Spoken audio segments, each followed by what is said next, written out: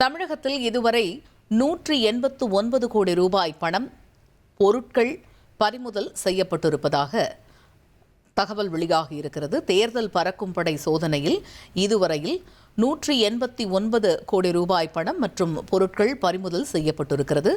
உரிய ஆவணங்கள் இன்றி எடுத்துச் செல்லப்பட்ட 189 கோடி ரூபாய் பணம் மற்றும் பொருட்கள் பறிமுதல் செய்யப்பட்டிருப்பதாக தமிழக தலைமை தேர்தல் அதிகாரி அர்ச்சனா பட்நாயக் தகவல் தெரிவித்திருக்கிறார். இன்று இரவு வரை வாக்காளர் பட்டியலில் இணைய விண்ணப்பிக்கலாம் என்றும் தமிழக தலைமை தேர்தல் அதிகாரி அர்ச்சனா பட்நாயக் தகவல் தெரிவித்திருக்கிறார்.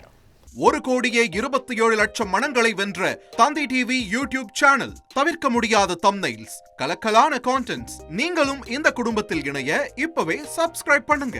அசுரபலம் கொண்ட எங்கள் டிஜிட்டல் கரங்களில் உங்கள் விளம்பரங்களை சேர்க்க வாட்ஸ்அப் பண்ணுங்க. 893988883778. Email advtthanditv@dttv.in.